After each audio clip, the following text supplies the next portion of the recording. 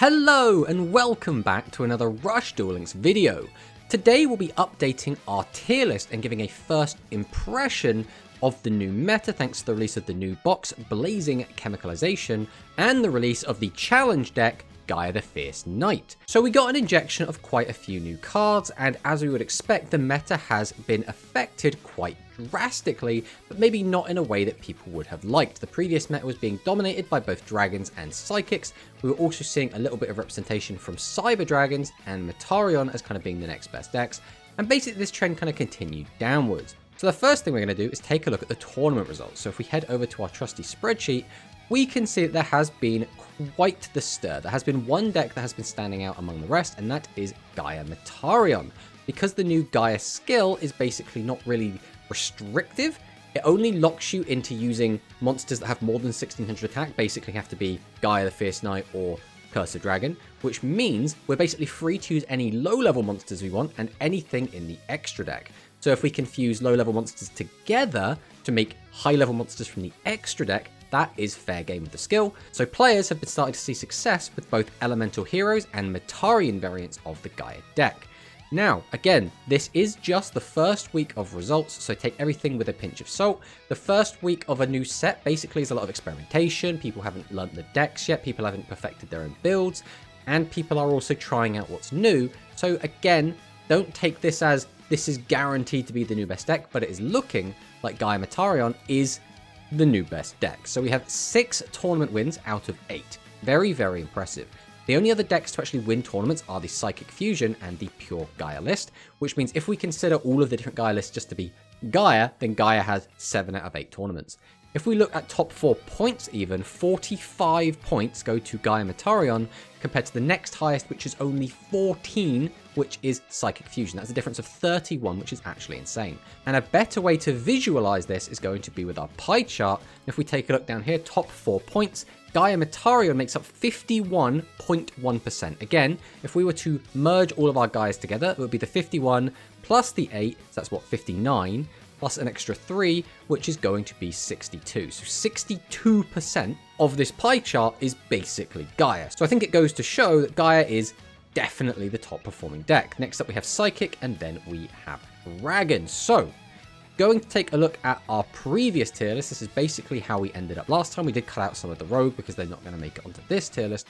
Let's start at the top. So realistically, there is an argument for having Gaia Metarion in its own tier, or there's another argument for having Gaia, Psychic, and Dragon all in a tier together. I think just because of how dominant Gaia is at the moment, for now, as our first impression, we're probably going to be having it as its solo tier 1, which means we're going to be bumping everything that's currently into tier 1 down to tier 2. And because, again, there's going to be noticeably another difference, we're going to bump everything that was in tier 2 down to tier 3, and we're going to keep doing this. So basically going to bump everything down, and we'll come back and revisit this as we introduce new decks. But I think it goes without saying that the Gaia Metarion deck, at least at the moment, is the strongest deck in the game. It is overly dominant. This deck is very, very powerful. The Gaia skill basically lets you set up your graveyard whenever you need to. It gives you a 600 attack point boost, which is generally quite good. We can use this on our Gaia bosses to get them up to 32, which is high enough to attack over most things in the game. We can use it on Metarion bosses to get them up to 34, which is, again, even better. The big thing about the skill, though, is that it can, once per duel, let us search out a polymerization and any normal monster.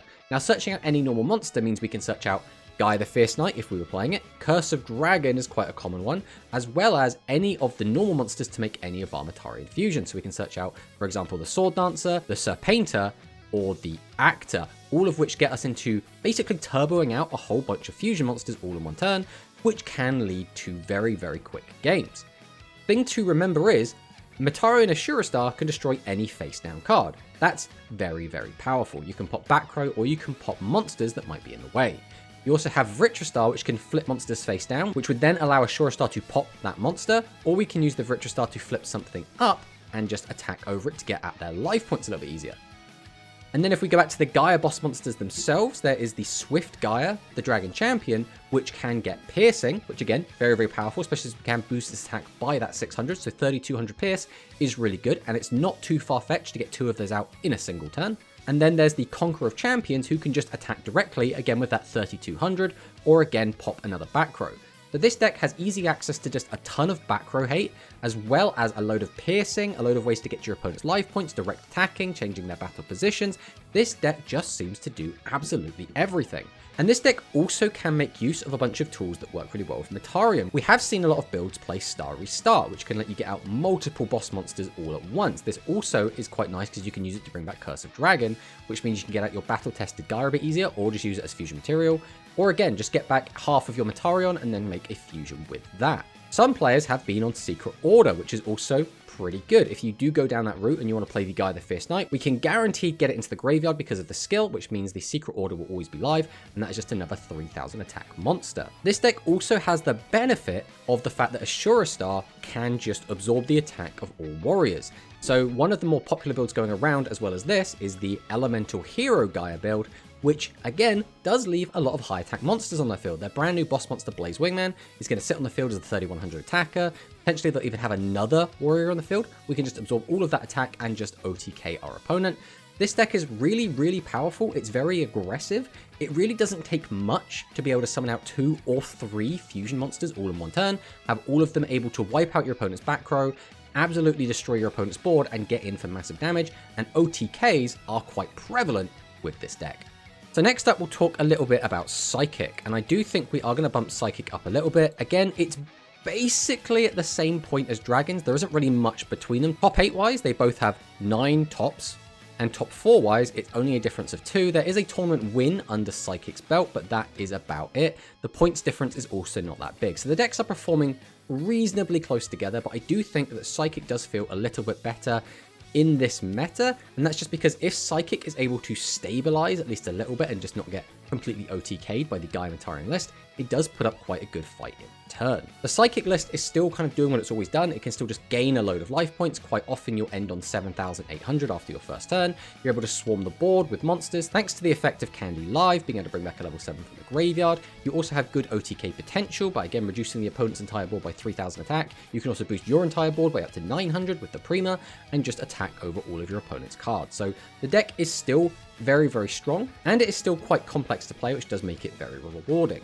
So Psychic, I believe, is still a tier 2 deck. It is still very, very powerful. Again, it's the only non-Gaia deck to have won a tournament thus far. Again, that doesn't really tell the whole story, but I think the deck is still very competitive and is very powerful in this meta. Next up, we have the Dragons, and as we just said, it's not that far behind the Psychics, and this was the strongest deck of the last format. But Dragons is still a very powerful deck. It's just, it can feel a little bit slow when compared to the new Gaia decks. So basically the way that Dragon works is you are entirely waiting for your opponent to commit to the board, or you just have to kind of hard draw into all the pieces you need. Because the skill will let us search the pieces that we need from the deck, but only if our opponent has powerful boss monsters on the field, and based on the amount of attack they leave on the board, we get extra pluses. But if we are able to get out our big boss monsters and our opponent's traps don't stop us, the Dragon deck is still able to kill your opponent very, very quickly. The difference, I suppose, now, since we have the Gaia Metarion list, is the Gaia Metarion list can kill you very, very quickly anyway, and they just don't really have to commit to a boss until they're ready to kill you, so you kind of have to just hard draw into your combo, whereas the Gaia Metarion list is quite good at just finding all of their pieces, and the Dragon deck can be a little bit slow to find theirs. That being said, the Dragon deck is still very strong. Both of its boss monsters, the Dragia Star F and the Miragia Star F, are still very, very strong. Miragia Star can still attack directly for that 3000, and it still has access to the combo of Miragius plus Miragia Star to get in for 6000 damage very, very easily if your opponent leaves 2 level 7 or lower monsters on the field. So it's very good at punishing your opponent if they kind of leave monsters in attack, if they kind of aren't playing very optimally, but I do think it is starting to lose out a little bit to the Metarion Gaia deck. So going down the list, the next deck on here is actually the Pure Gaia, and for me, I think Pure Gaia is probably a tier 3 deck. I think we'll put this to the top of tier 3 for now, because I do think it does outshine the other decks in this tier. So Pure Gaia doesn't have the same explosiveness that the other variants have. A big part of that is being limited to the boss monsters that you can summon. Basically, if you're playing just the Pure Gaia version, you're only going to be summoning out your Swift Gaia the Dragon Champion, your Conqueror of Champions, and your vanilla Gaia the Dragon Champion. Now, it goes without saying that being very limited in what you can summon is going to limit the capabilities of the deck. Both the Hero variant and the Metarion variant have really good ways to destroy your opponent's back row, which is very, very important. And both of them also have reasonably good ways to get to your opponent's life points through set 3. Now, we still do have that way to get through our opponent's life points via the Swift Gaia the Dragon Champion, but it's not as impressive as, for example, Metarion being able to pop them out of the way, or Victrastar being able to flip up monsters to get in for basically 3 good chunks of damage and potentially ending a game on the spot. Now, one of the benefits you do get out of the pure Gaia version is that you are going to be having access to the Monster Cooling spell card, which is actually pretty good. Realistically, I don't think you should play the Monster Calling spell card unless you're playing the vanilla Gaia the Fierce Knight, because I think then you get maximum value out of it.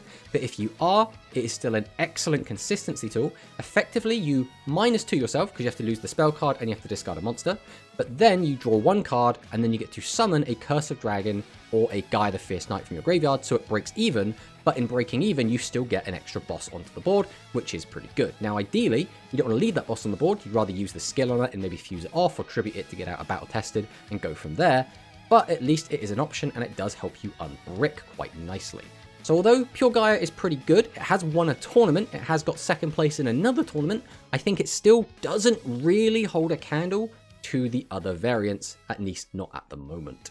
Next up, we have Pure Elemental Hero, and Pure E-Hero has actually done quite well. Pure Elemental Heroes, if we go back and take a look, has taken a second place finish and has another top 4. The deck is actually performing reasonably well. The skill is still pretty good. It's not like a busted skill, realistically. It's not as good as the Gaia skill, but it is still a good skill nonetheless. And the deck has just gotten a new boost with the Blaze Wingman being an excellent new addition to the deck. Having the ability to pop back row every single turn, having a lingering attack boost that puts you up to 3100 is really, really good. And having this new tool has really, really helped out the hero deck. The only real negative the hero list has is the most popular deck, and arguably the most powerful deck right now, includes Metarion. Metarion have Asura-Star. Asura-Star basically counters warrior decks, and this deck wants to leave basically 3 warriors face up on the field. So you have to get very creative with how you play into this deck. We've started seeing people include specific techs, such as Call of the Earthbound, just to redirect those attacks that would otherwise cause lethal damage to another defense position monster to try and allow you to stave off. We have seen mixed success, but it does look promising for the Pure Heroes so far. And now that we've spoken about Pure Heroes, next up is Gaia Hero. So Gaia Hero, again, a very, very powerful deck. I think realistically, this is going to go to the top of tier 2. Gaia Hero is really strong. It is a very, very powerful deck. The only real negatives we have in the Gaia Hero deck is that it, again, plays around having a lot of warriors. And Metarion is a really good anti-warrior strategy. So because of that, it does feel like it's a little bit left behind, and it does kind of get hard countered by the Metarion Gaia variant. But this deck is still, again, very strong. We have very good ways to pop our opponent's back row. Now again, Asura-Star can pop face down monsters or face down spell traps, whereas Blaze Wingman can only pop back row, so it is a little bit limited there. But you do get an extra 300 attack because Blaze Wingman will be at that 3100, whereas Asura-Star will only be at that 28. That's kind of the trade-off you're going to have. The other major difference is that we are going to be playing the Argents, which can be a really strong consistency tool for the hero deck. And that will come up sometimes. But Argent is never guaranteed unless you can stack the top of your deck with something like Avian Spell Tactics, which can be a really, really powerful combo. But at the same time, you don't necessarily need to include Avian Spell Tactics because we have 3 boss monsters as well as a Gaia boss monster in Conqueror of Champions that can all pop back row, so you don't necessarily need to be running additional copies, but can get a little bit awkward. The other major benefit this deck gets, I guess, is that you don't have to run the 500 defense Metarion vanilla monsters in your deck. You instead get to play things like Avian, Burstentrix, and Argent, which all have at least respectable defense values, which means you won't be getting pierced over for nearly as much damage. So next on the list is Sea Serpent, and Sea Serpent is a bit of a weird deck. So Sea Serpent did get a top 4. We are going to put Sea Serpent into bad, and we will explain why, but first off, we have to address the elephant in the room. Sea Serpent did get a top 4 finish, but the tournament in which Sea Serpent got top 4, it was a single elimination tournament, which means when you lose 1 time, you are just out of the tournament. It got a bye in the first round, so basically a free win. And then it played against a Pyro deck, which again, it was like a day 1 Pyro build, so it felt like the deck wasn't really tested in any meaningful way.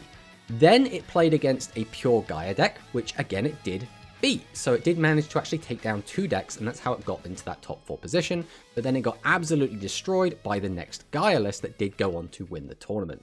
So I think Sea Serpent does have some sort of potential. I don't think in its current build though, it really does. The skill gets you Umi, but it only gets you Umi once. So if your Umi gets popped, you're just kind of out of Umi for the rest of the game.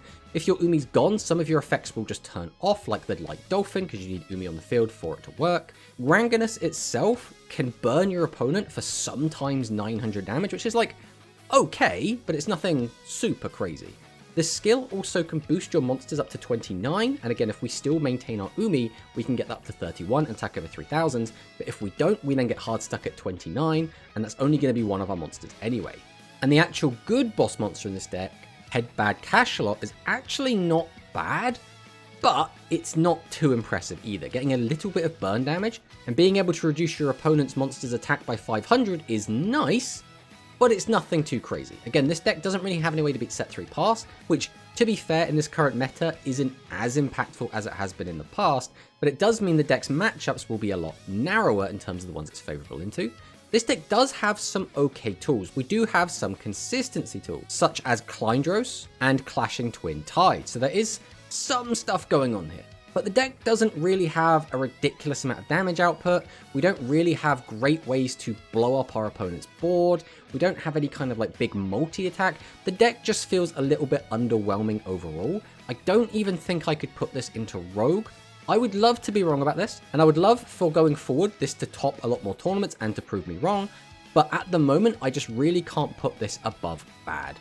And next up, we have Noodles, and this was very, very surprising. This again managed to top in a single elimination tournament and somehow managed to get all the way up into top 4.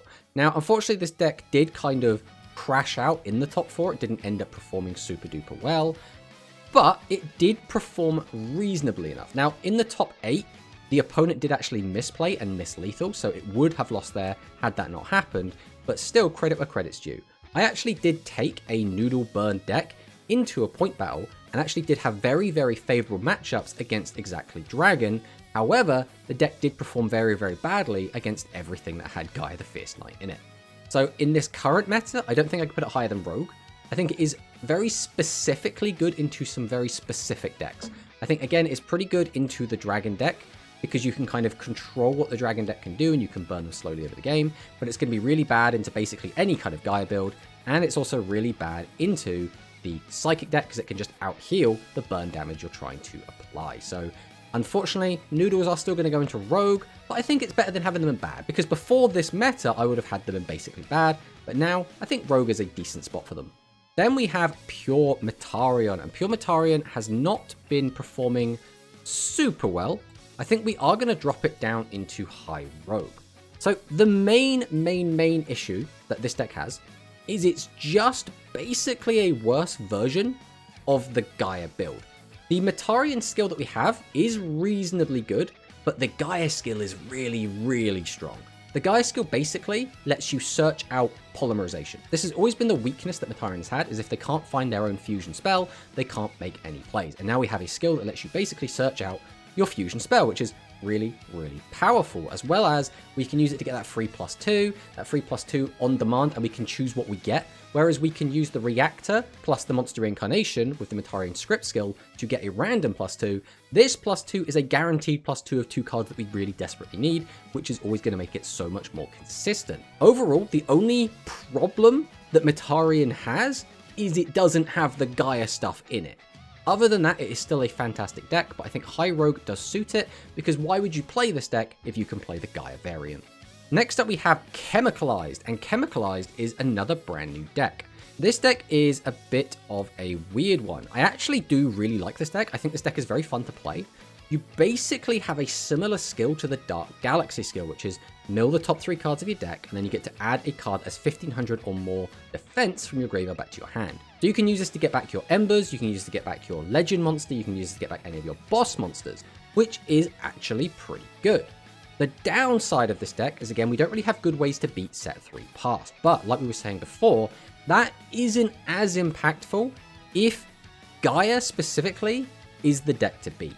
Because there's so much Gaia going around, Gaia doesn't typically set very often. It still does set cards, we're not going to pretend it doesn't, but for the most part, they're going to try and end on 3 bosses.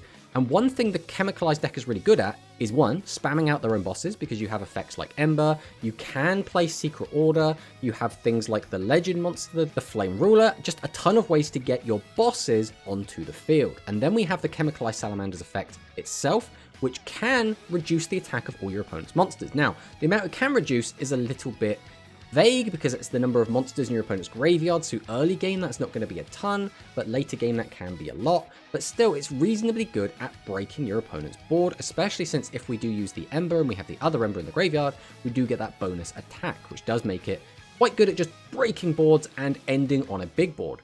In a weird way, it does feel a little bit like the old Worm deck in that regard.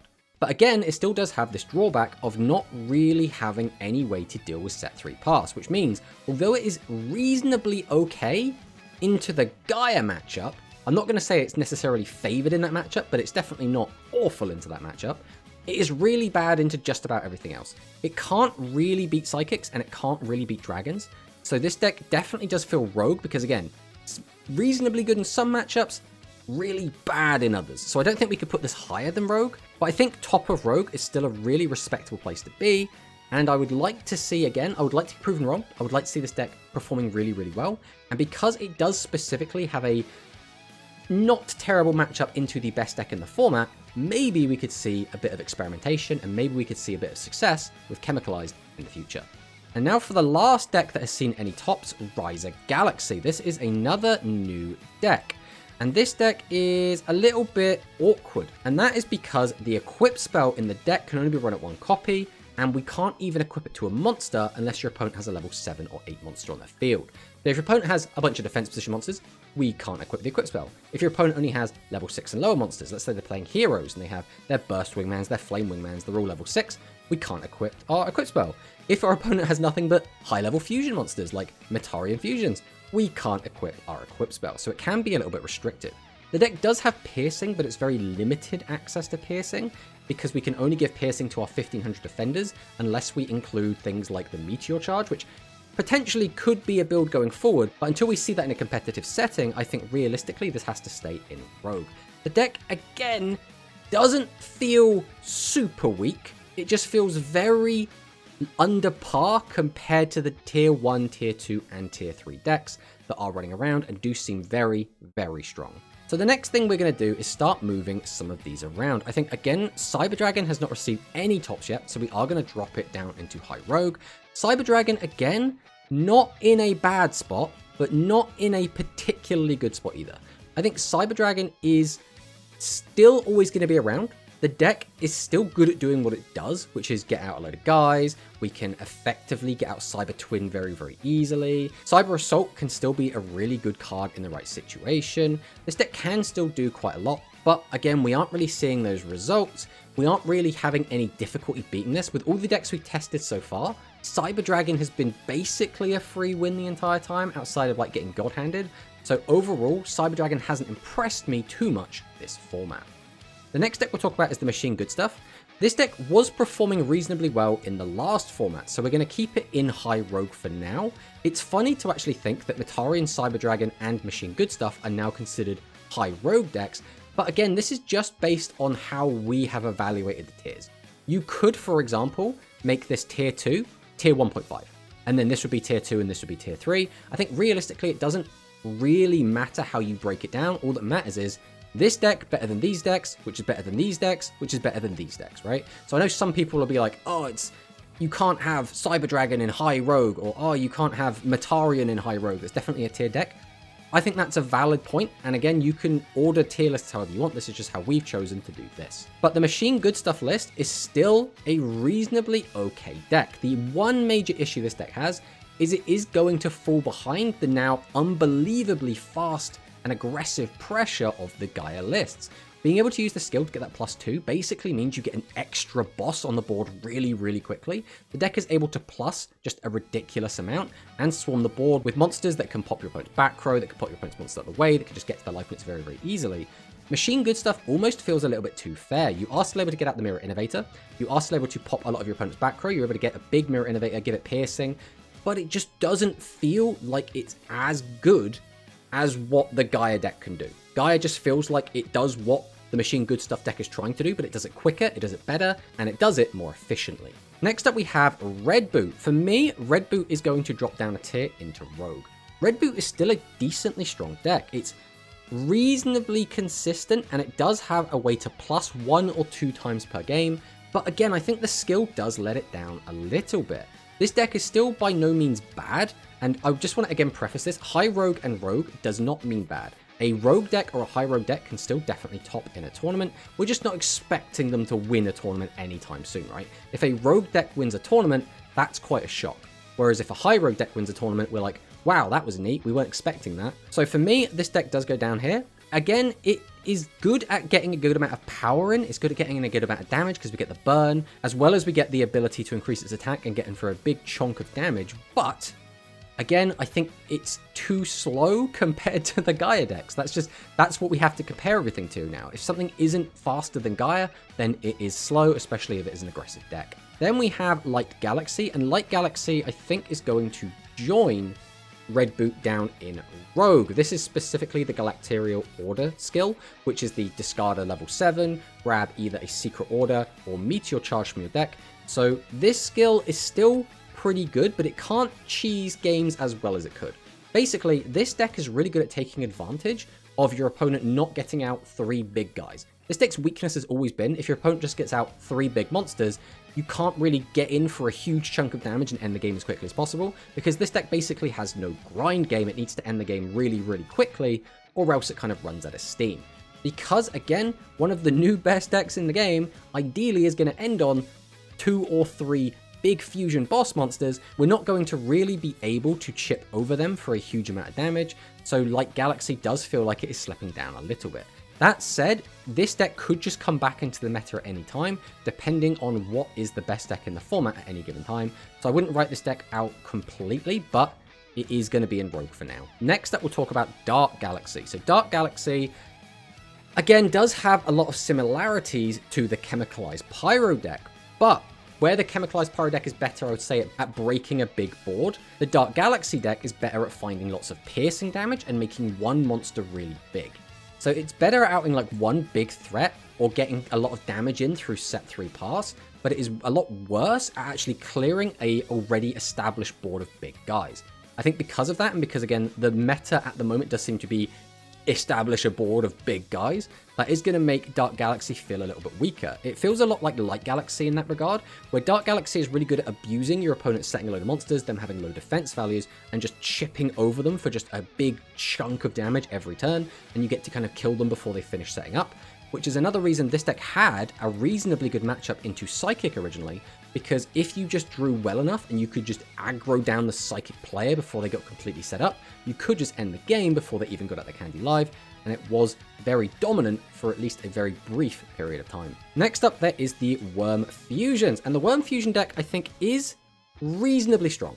It's not anything crazy, but the Worm Fusion deck is still able to, again, just amass a board of 3 guys. And I think that in itself is pretty good right now. Again, we do have a lot of piercing going around. That being said, making a board of 3 big guys still can lead to disaster in terms of fighting the Dragon deck and the Psychic deck, because Candy Live can reduce your whole board by 3,000, and Mirror Gearstar can reduce your whole board by 1,500. So even doing that on its own is generally not enough, and that is why, again, we said that the Chemicalized deck is really bad into these decks. Well, guess what? The Worm deck doesn't fare much better, but could potentially have a better matchup into the Gaia lists.